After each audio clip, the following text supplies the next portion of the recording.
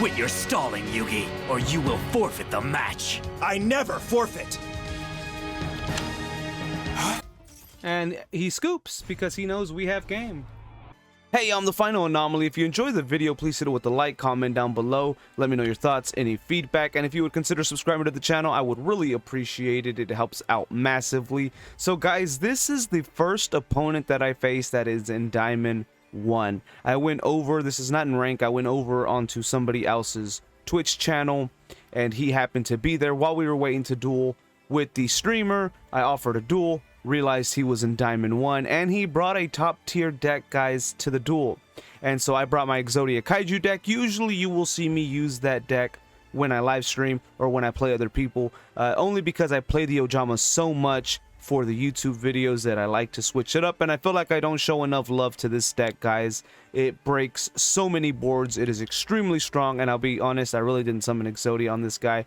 But at the end of the video, I'll go over why I chose the cards that I chose for this deck, why Exodia. Exodia Incarnate's one of my favorite cards. So is the Graydle, my Exodia control deck, mixed with some Graydle and Kaiju elements, guys. I hope you enjoy. If you want to know the deck list, it'll be down below, the Twitch link, Discord, and why I chose what I chose for this deck at the end of the video. Thank you guys so much. Alrighty, so this match here, guys, this is a Diamond rank 1. We went ahead and did a best out of 3. So he is in Diamond rank, as you can see here, guys. He is running a Lureless Tri-Brigade deck with a mix of a few other cards. Like, he has got the as you can see here, we can see his deck because this was not in rank. He's also got the same lock we do and stuff, but I'm using my control Exodia deck for this one. So anyway, he does his Lureless combos. We go ahead and go into a Max C here as soon as it lets me. He's already getting his cards for his ridiculous combos.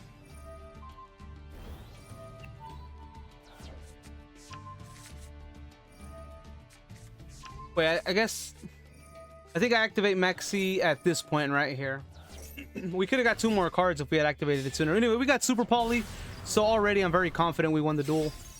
We also got into a Winged Dragon of Raw Sphere, so even more confident we won the duel here. He's going into DPE, which, guys, not a big deal.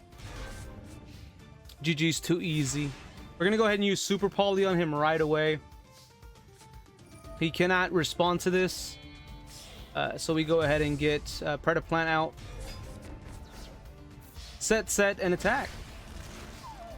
Obviously, I didn't know what was in his hand when we were doing this duel. I can see now, but he had nothing. He just ends his turn.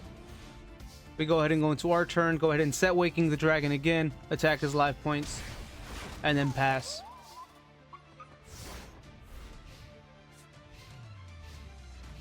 And that is game. 1 card won me the game. Super Poly. GG's too easy.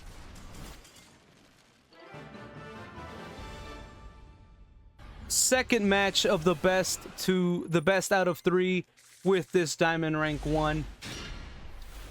Now we're actually able to see his hand. Again, guys, this was not in rank. This was off another streamer's channel. I went by and offered a duel. So anyway, we Max C him. He calls by the Grave It. No big deal. I'm still confident what I have. We can draw 2 cards next turn. We have a Nibiru in case he goes into some complicated combos. And if he summons DPE again, we have a Kaiju. So we're in pretty good spot. Let me fast forward this. He's gonna go through his 50 million plays, of course. So this is his 3rd summon here, I believe. 4th summon, 5th summon, and now we go ahead and activate Nibiru. I wish I would have waited for Nibiru, because he is still able to summon his entire deck here, which is quite disgusting. He goes ahead and summons some Morg here. He does mess up. I think what he tries to go for is the statue that doesn't let you special summon. But he messes up here by occupying all the arrows where the Link monster is pointing to, not allowing him to special summon his monster. Regardless, we would have tributed it the following turn. regardless, but he does mess up the play here, giving him one less monster on the field, and a good one at that. He summons DPE again, no issues. He uses DPE's effect, destroys my monster, and then it is our turn. Again, he could not use the Morg's effect because he was occupying all spaces. We draw into Exodia, we go ahead and use the pot. With the pot, we get the sphere and a Graydle. So we go ahead and tribute his monsters and bring out the sphere. So regardless, if he had brought out the statue that doesn't let us special summon, the sphere, guys, is not a special summon. It is a normal summon.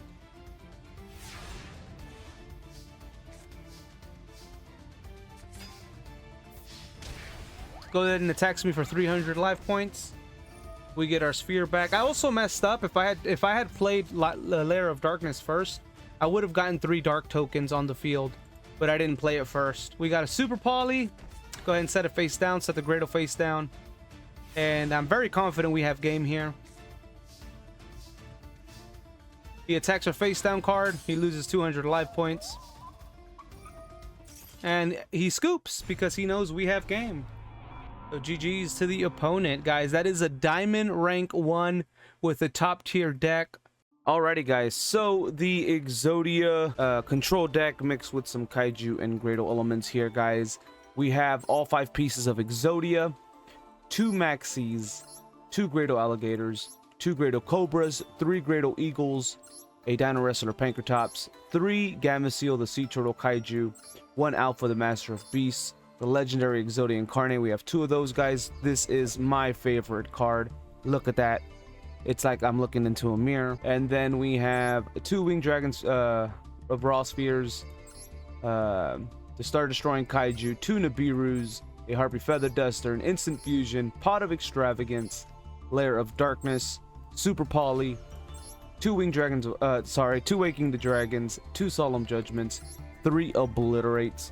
For the extra deck, we have Thousand Eyes Restrict, 2 Mudragon to the Swamp, Time Wizard of Tomorrow, Ojama King, which I've been meaning to change that to Ojama Knight, Dragonecro, Nethersoul Dragon or something, Starving Venom Fusion Dragon, Predaplant, First of the Dragons, World Chalice, Predaplant, Notoria, Blue Eyes Ultimate Dragon, Quintet Magician, and Raid Raptor Ultimate Falcon.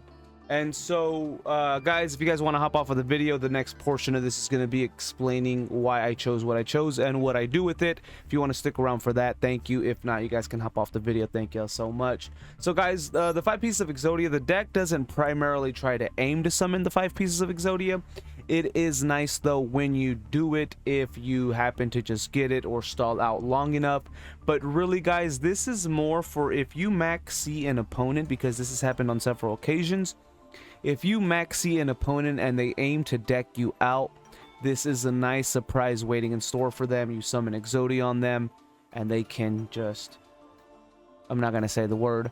But anyway, I'll give you a perfect or prime example. Somebody did the infinite loop, the samurai, 6 samurai infinite loop, and I got Exodia dead to death. So that's what they get for trying to do that on me, and I summoned Exodia on them. So, guys, that is the primary reason. Also, for Obliterate, guys, Obliterate's such an underrated card. You can ask people in the community, comment down below, come to the Twitch channel and ask them. Guys, this card has annoyed so many people. Because of how good it is. And so, I love it, especially when people try to use cards that negate spell effects. Kind of like your Secret Village for the spellcasters. Right or left arm, I forgot which one is the one for the spells. Imperial Order. So, guys, this works around that, and it is an amazing card. So overrated, so underrated. We have the Maxis, of course, for the draw power. The Graydle Alligators, guys, one of the archetypes that is just underrated. So good, pretty much change your heart. You got the green one, which is for spells, guys. If you destroyed by a spell or battle, you take control of a monster on the field. You can even destroy it yourself with something. Graydle Cobra, if he's destroyed by a trap or battle, you take control. Graydle Eagle, if he's destroyed by an effect or battle, you take control, guys. These cards are really good, even if they have a skill drain or anything negating effects on the field, guys. This does not affect them. Dinowrestler Pankratops, just for the fact that you can special summon him, and he's got the tribute effect, guys. Gameciel the Sea Turtle. Obviously, guys, Kaijus, you know how good they are. You got the Star Destroying Kaiju. You got Alpha, guys, so that you can loop with the Kaiju. If you have a Kaiju in hand and you have Alpha, you can tribute one of their monsters, special summon the Kaiju, special summon Alpha, return Alpha and your Kaiju, and then get rid of a second monster on the field, then summon Alpha and either destroy him, or if you have Obliterate on the field, next turn just return the Kaiju back to your hand. So you actually use the Kaiju's effect twice, plus summon a 3000 monster, and then even potentially get your Kaiju back if you have Obliterate on the field. So just taking them for a loop, it is great. It is perfect. You got legendary Exodia Incarnate, guys. The amount of times that I've summoned this card at 4,000 and 5,000 attack, plus he can't be targeted with anything. He's unaffected by card effects, guys. People have tried using some kind of trap hole effect. Some people have tried using so many things to try to destroy him. I love it. I love it. Winged Dragon of Raw Sphere, guys. I can't sweat it enough. You guys saw the video. This card is so good. With the meta the way it is nowadays and people summoning 50,000 monsters all with negate effects, this just wipes the board pretty much, or wipes the board of the most important cards. This and a Kaiju in hand, guys, is GG's. Nibiru, guys, do I say anymore? Destroys hero decks, destroys fusion decks, destroys a bunch of the meta decks. Harpie Feather Duster, guys. I feel like Master Duel gives this card in your hand on a platter, and it's at 1 per deck, so that's why. Instant Fusion, guys, that's going to be for your Thousand Eyes Restrict. That's going to be for your Mudragon. That's going to be for your Time Wizard of Tomorrow. And I believe that might be all of them. Yeah, that's all of them there. And so, guys, this is really if you need to get rid of a monster on the field, just bring out Thousand Eyes, equip them, then they'll get destroyed. Mudragon, just in case you need something on the field for a turn to where it's unaffected. But really, guys, it's more mainly for Time Wizard. This card is like oh, I'm gonna lose the duel, YOLO. Let's see if we can win the game, pop all the monsters, and have the opponent lose life points. Now, if you do, you're gonna lose anyway, so this is more of a last resort. And it's just funny, it's hilarious, and it's fun to use. Guys, Pot of Extravagance, the only reason we have one is because I feel Master Duel puts it in your hand so easily as well. And we don't want to put more because we really don't want to get rid of a lot of the extra cards in the deck, as Super Poly is one of the primary cards to want to get in hand in this deck. Lair of Darkness, guys, is for Super Poly to make all the monsters dark so that you can summon cards like Predaplant Dragostapelia, Starving Venom, pretty much those two there. You can summon the other Predaplant. I don't know how to say that, so I'm not even going to say it. Guys, these are board breaking. They cannot respond to Super Poly, guys. Fastest spell speed in the game. And so, I believe anyway.